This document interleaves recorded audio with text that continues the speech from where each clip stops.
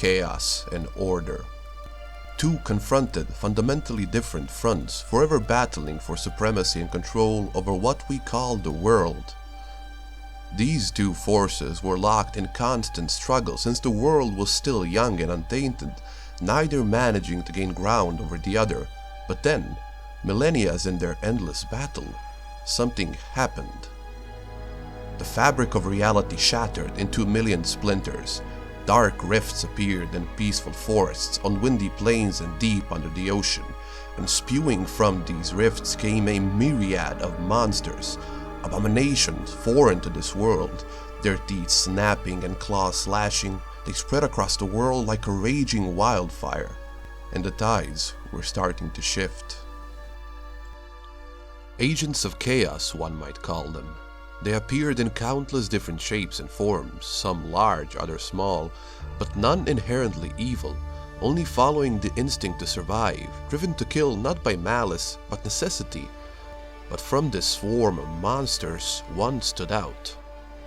The most dangerous and vile, the species capable of the most horrendous violence and even evil, and the only true agents of chaos were we, humans. Our thunderous arrival tipped the scales and broke the fragile balance this world maintained, plunging it into an endless spiral of death and suffering, and paving the way for chaos to spread and take hold of this world, leading it to its slow but inevitable doom. Just like dark clouds and cold winds herald a storm, the disaster that accompanied our arrival to this world gave its present occupants a taste of our true nature.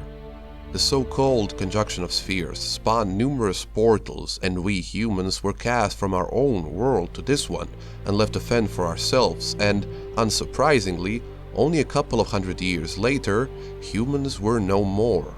Something happened to us.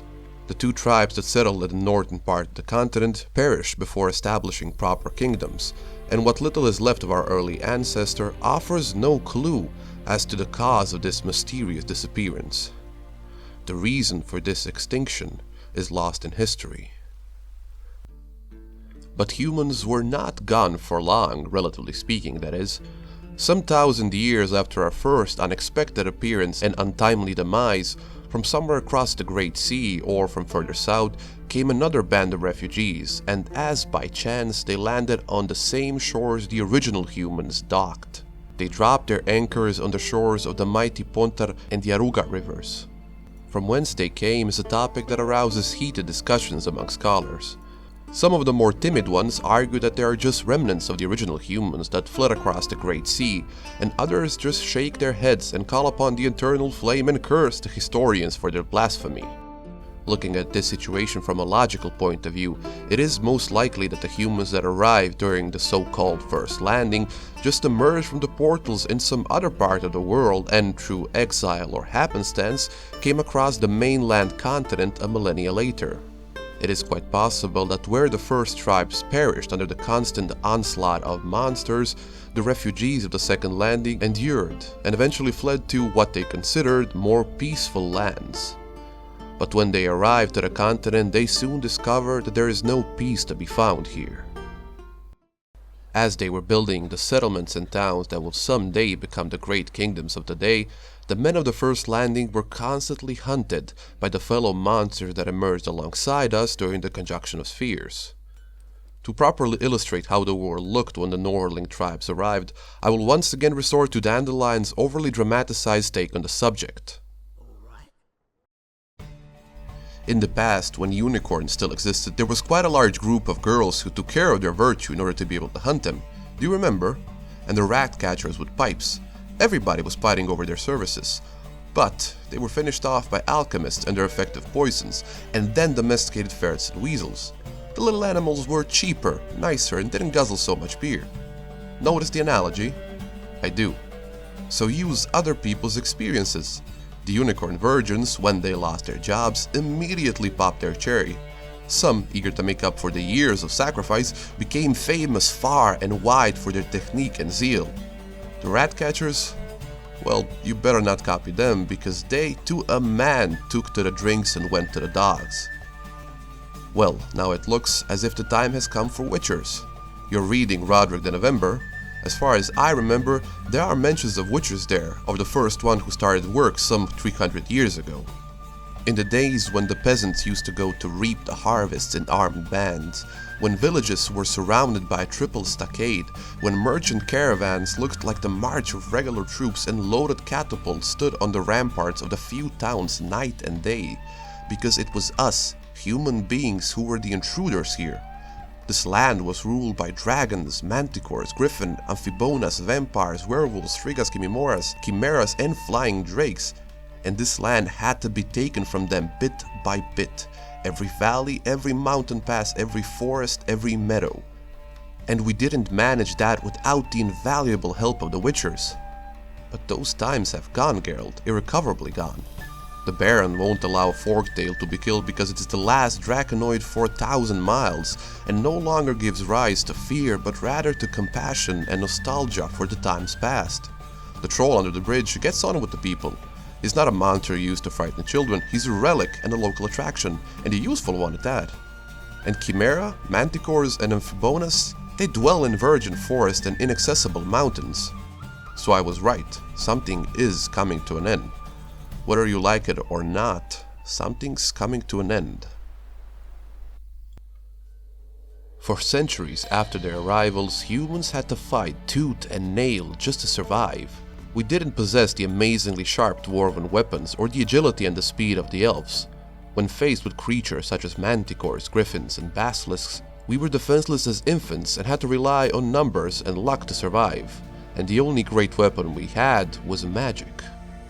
Soon after our arrival, a scholar named Jan Becker discovered he could harness the hidden power that resides in the land and use it to wield incredible spells, but this power was a double-edged sword. Magic takes skill and finesse to master, and incredible creative abilities to manipulate the force in the shape one desires. The people who possess these qualities are few and far in between, and back in the day, spellcrafting was a young art and mages were a rare breed, and weaving spell was extremely dangerous. It took humanity 2 whole centuries before a duo of mages found a way to use magic to battle monsters, to take the fight to our hunters and finally start pushing them back. Fueled by desperation and the will to ensure the survival of the human race, a pair of mages, Cosimo Malapsina and his pupil Alzur, combined their knowledge and poured their will and magic into creating the first Witchers, mutants created for the specific task of battling monsters. How exactly they accomplished this is one of those Witcher secrets, never revealed to outsiders, but one can speculate that they combined herbs and magic to create a concoction that, through great physical effort, grants humans monster-like abilities. Once that Witcher started to travel the path and practice their crafts, humans felt safer, and indeed, they were safer, for soon enough Witchers, through their hard work and constant sacrifices, nearly outnumbered the monsters that once hunted us in the night. Dragons and drakes were almost hunted to extinction. The same goes for most of the more aggressive species, manticore, basilisks, griffins, and chimeras. Without the imminent threat of becoming lunch, humans in our culture flourished and expanded. We were able to build grand cities and further our culture, but not without spilling some more blood. By the time humans started their aggressive expansion, the elder races were the rulers of these lands for 2 millennia, but peace makes weak men, and peace is all they knew. The elves put up the least resistance. Their culture never celebrated warriors and they were fewer in numbers. On the other side, we humans were fertile and quick to reproduce, but most importantly, we were battle-hardened. Since arriving to the continent, we amassed centuries of experience fighting monsters no slim elf could ever match, so when it came time to drive the elves from their grand cities, it was only a matter of attrition. Many of the great cities of today, such as Vizima, Novigrad, and Sintra, were once elven towns that were razed to the ground, and from the ashes, humans raised their own keeps. Dwarves, on the other hand, were content with staying in their mountains and even agreed to trade with the humans, providing them coal and iron in exchange for other goods. With the advent of Witchers and magic, humans proclaimed themselves to be the masters of this world, driving the elder races to the edges of their previous territories and to the edge of extinction, marking them second-class citizens in cities built on the bones of their ancestors. We have seemingly conquered the world and nature itself. Humans could be found north of the frozen Dragon Mountains and south of the Alba River. As far as the eye could see, there was not a land unclaimed by a king or a queen. The time of humans has begun, and with it the rot had set and the world is starting to decay. And on that note, I want to end this video saying that I hope you enjoyed the video. In the next one I will be talking about the Northern Kingdoms and Nilfgaard, the differences between the two kingdoms and how the Northern Kingdom came to shape and how Nilfgaard came to shape, well, the little information we have about Nilfgaard. Anyhow, my name has been Soulfax, hope you enjoyed the video, and I will see you next week, I guess. I don't know. Until then, goodbye.